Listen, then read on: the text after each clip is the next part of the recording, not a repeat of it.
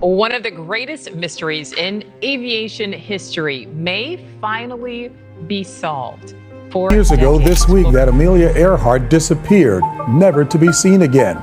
It's one of the greatest mysteries in aviation history. For nearly 9 explorers have been trying to find the wreckage of aviator Amelia Earhart, who was attempting to become the first female pilot to circle the world. They searched the oceans. They searched the sky. They searched islands no one had ever heard of. For 88 years, the world asked one question: where is Amelia Earhart? Many believed she crashed into the endless Pacific. Others swore she survived on a forgotten island. Photos, bones, radio calls, they were clues, but nothing was certain. Until now. A shape has been found, hidden underwater, silent for nearly a century, and it matches the plane she vanished in. But what lies beside it changes everything. For 88 years, the Pacific kept its secret. Waves rolled, coral grew, storms came and went, and somewhere beneath it all, a silent shape waited. It began with a photograph, grainy, old, taken in 1938, just 1 year after Amelia Earhart vanished.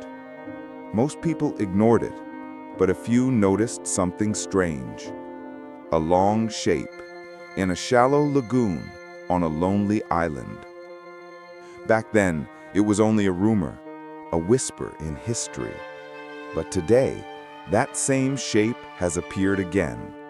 This time, not on paper, but in modern satellite scans. Clearer, sharper, undeniable. An object hidden beneath turquoise water. Long, metallic, broken, but unmistakable.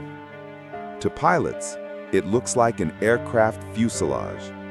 To historians, it looks like fate catching up to a mystery.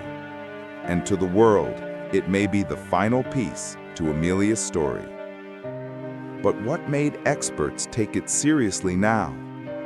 The island is small, a thin ring of sand in the endless blue.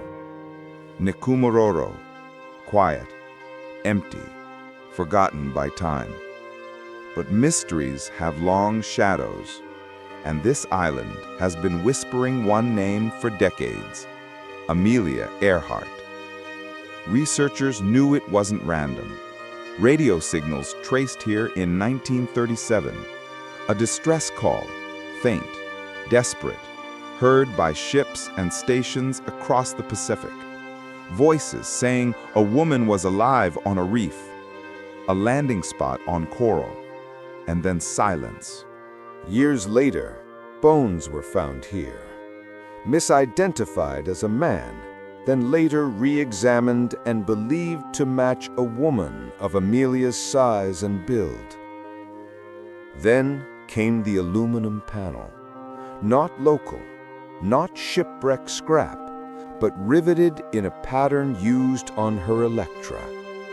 Piece by piece, the island spoke, but no one listened fully. Not until now, when the shape in the lagoon forced the world to look again. And then came the real question. Was this a crash or a landing? Most stories end with a crash, but what if this one didn't? Evidence suggests something different, something far more human and far more haunting. Reports from 1937 tell us Earhart radioed for help after she vanished.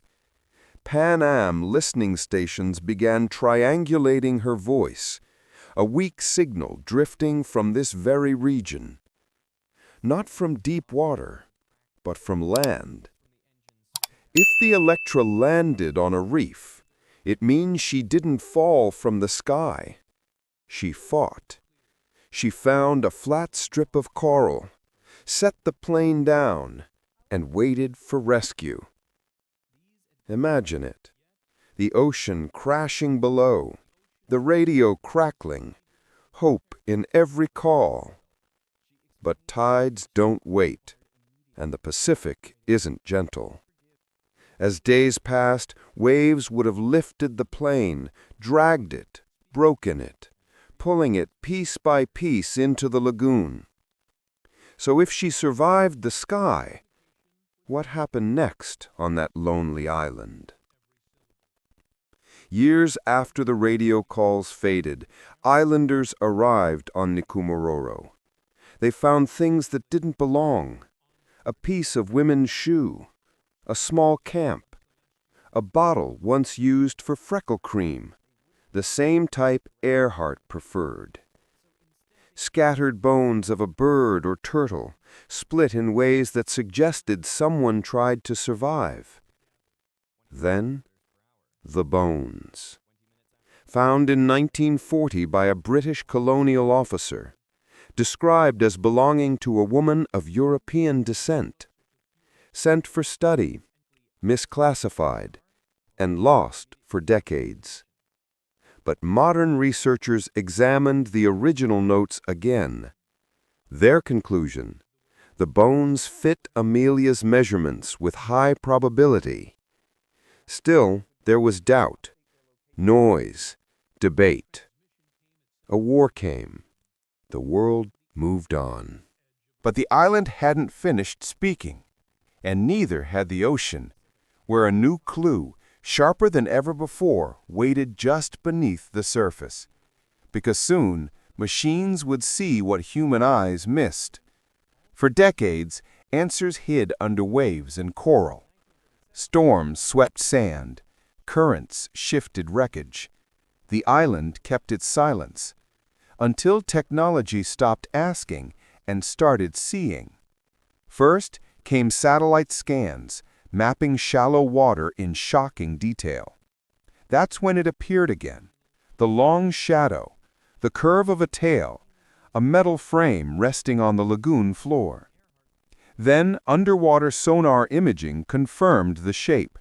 Not random rock, not coral, something built, something hollow, something manufactured. To pilots, it looked like the Electra: the size, the structure, the bones of a plane. But evidence didn't stop there. Deep-sea explorers near Howland Island, far from Nikumaroro, also found another aircraft shape on the ocean floor. Two sites, two rivals, one mystery hanging in balance. And suddenly, the search for answers became a race. Who would prove it first? The ocean doesn't protect history. It erases it. Waves grind metal. Salt eats steel. Coral grows like armor and prison at once. If the Electra rested here for 88 years, every tide has tried to wipe it clean. So when modern teams spotted two possible wreck sites, one near Howland, one at Nikumaroro, a countdown began. Every storm threatens to bury answers deeper. Every current could scatter parts forever.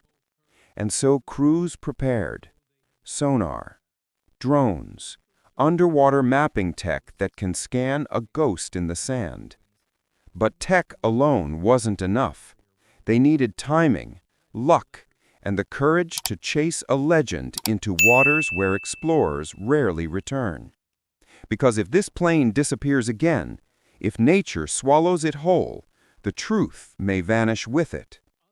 And what they found next didn't just point to a plane, but to what might have happened to Amelia herself. Machines can find metal, but only human signs tell a human story. On Nikumaroro's shoreline, researchers uncovered small clues, not dramatic, not loud, but quietly haunting.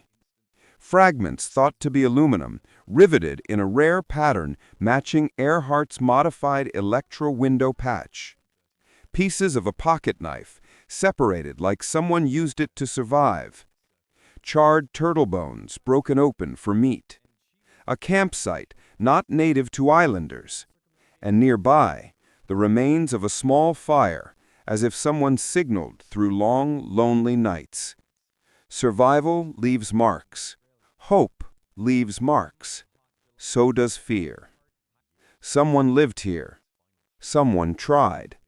Someone waited for rescue that never came. And then, like footprints on a tide-washed beach, their trail stopped. Not because the mystery ended, but because the island swallowed the rest. Now the world faced the most difficult question of all. If Amelia survived the sky, how long did she survive here? History remembers silence, but before the quiet, there were voices. Right after Earhart vanished, radio operators across the Pacific heard faint calls. Weak, broken. A woman's voice repeating coordinates, pleading for help. Pan Am stations triangulated the signals. Their lines crossed near one place, Nikumaroro. It meant one thing. The plane wasn't lost at sea. It was on land, damaged, stranded, alive, at least for a moment in time. Children tuning radios in North America claimed they heard her too. Static, panic, a voice fading. At first ignored, later believed. If those calls were real, Earhart wasn't gone on impact. She fought. She endured. She reached out to a world she believed would come. But the world did not. And a storm was building, a force that would decide whether her last message was ever truly heard. What happened when the tide rose? The lagoon at Nikumaroro looks calm. Clear water, soft waves. A place tourists might call paradise. But paradise can turn cruel without warning. As days passed after Amelia's last call, the tide climbed. Waves struck the reef. Salt water surged around the Electra's wheels. Imagine standing there, watching the ocean rise inch by inch, hearing metal groan as water pulls at it. A storm rolled through. Waves lifted the plane, slammed it back down, dragged it across jagged coral. Piece by piece, the ocean took it, moved it, buried it, not into deep sea, but into the lagoon, where sonar has now traced its silent outline. If Amelia lived here, she lived knowing rescue never came. She lived watching her only lifeline sink beneath the waves. And when the sea finally won, it didn't just take a plane, it tried to drown a story. But one last chapter still remained. Now, after 88 years, the island is quiet again. But the silence is different. Not mystery, expectation. A search team prepares. Drones, divers, sonar that can read the seafloor like a map of time itself. They are going to the lagoon, to the shadow in the water, to the place where a pilot may have stood, waiting for a world that never found her. If that shape is the Electra, this story doesn't just end, it rises, piece by piece from the sand. Rivets, metal skin, proof the Pacific could only hide the truth, not erase it. And if they find it, we may finally know where Amelia Earhart's journey ended, but not where her legend stops. Because mysteries don't die. They drift, they wait, they whisper. And somewhere in that lagoon, a secret is about to breathe again. What they uncover next might rewrite history or reveal something even stranger.